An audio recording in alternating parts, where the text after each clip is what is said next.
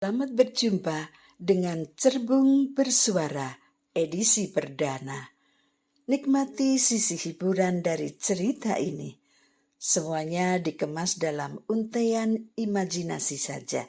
Tidak ada yang nyata dan juga tidak sebenarnya. Semua hanyalah hiburan semata. Selamat mendengarkan. Sebelum mendengarkan Cerbung Bersuara ini, luangkan waktu barang sejenak untuk memberi like, komen, dan share ya ke sahabat-sahabat Anda. Hanya bagi Anda yang belum pernah subscribe, klik tombol subscribe-nya ya. Thank you. Hidup tak selalu berpihak dengan keinginan kita. Seringkali harapan hanyalah sebuah nokta kehidupan yang tergantung jauh di atas sana, terhimpit oleh batas jinggrat cakrawala impian. Selalu merona dalam bilur-bilur kisah hidupnya. Sudah sejak jam 3 siang, turun hujan tidak berhenti. Hawa dingin sekaligus lembab sangat terasa dan bahkan menghalangi aktivitas fisik atau setidaknya kegiatan di luar rumah harus dibarengi dengan persiapan yang lebih ribet. Pakai payunglah, jas hujan, atau harus naik mobil, sewa Grab, dan sebagainya. Itu sih yang biasa dilakukan oleh orang-orang kota. Tidak demikian dengan yang terjadi di desa Sendangwadi. Sebuah desa di bawah Bukit Merapi, sekitar 30 km dari kota Yogyakarta ke arah utara. Desa yang jauh dari hingar-bingarnya kota. Desa yang diisi oleh penduduk yang sebagian besar petani. Hanya 10% yang bekerja sebagai pegawai pemerintah. 10%-nya lagi pada umumnya adalah generasi muda yang lebih memilih meninggalkan desanya untuk bekerja di kota. Duk Margo Rahayu menggunakan air sendang tersebut untuk mandi atau sekedar untuk tempat kumpul remaja muda-mudi.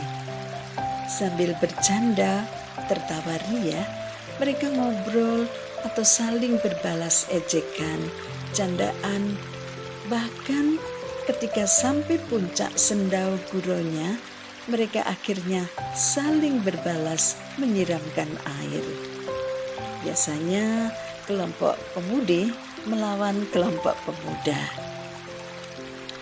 Kalau sudah begitu, bakal ramai suasana di Sendang. Hingga tiba saat maghrib, ketika hari mulai beranjak gelap, barulah mereka bubar pulang ke rumah masing-masing. Itulah cara muda-mudi zaman dahulu menjalin keakraban dan persaudaraan. Dahulu kala, di desa itu ada seorang gadis bernama Remujung.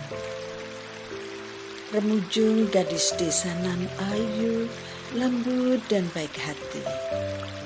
Kecantikannya menyebar sampai desa-desa sekitarnya.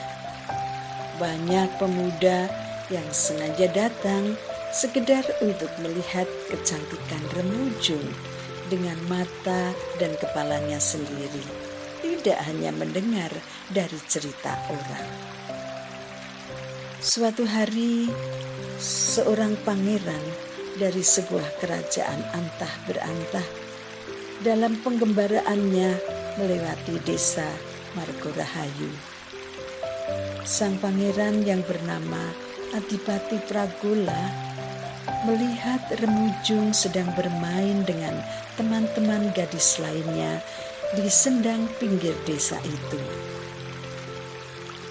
Sang pangeran kepincut oleh keayuan Remujung. Ia turun dari kereta kencananya dan mendekati Remujung serta mengajaknya pulang ke rumah orang tuanya. Remujung yang saat itu masih benar-benar gadis lugu takut jika menolak ajakan sang pangeran.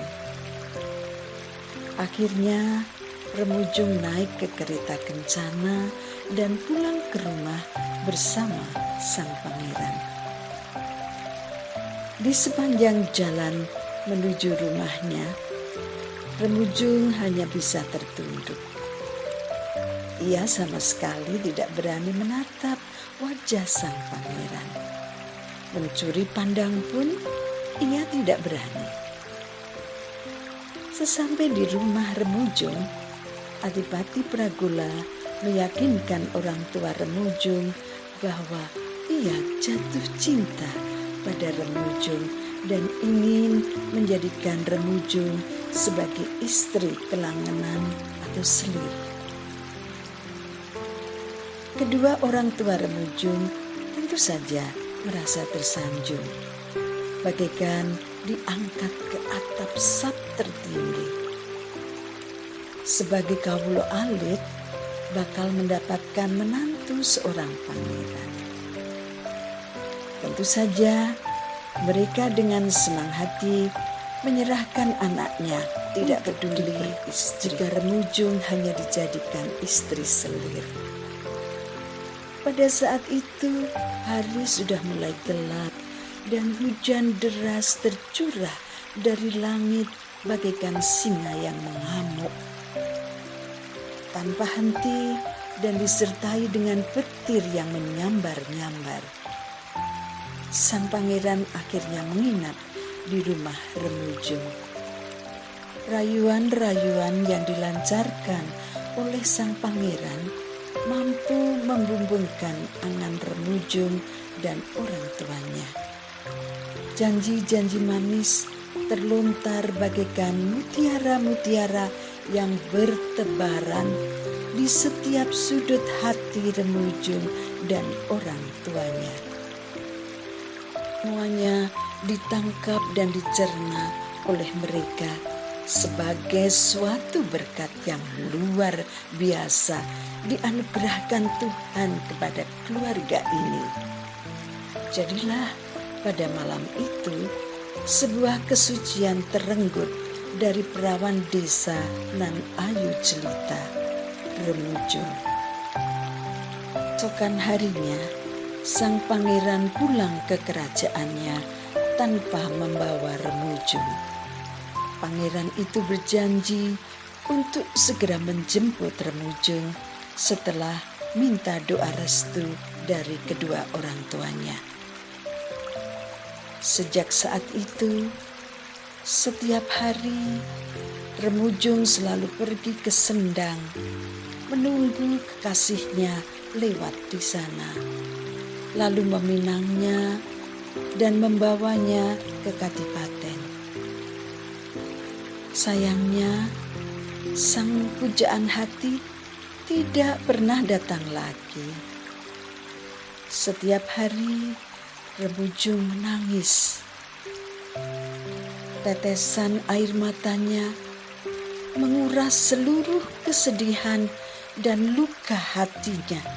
Ia menjerit kepada yang empunya kehidupan, mengadukan setiap duka lara yang disandangnya.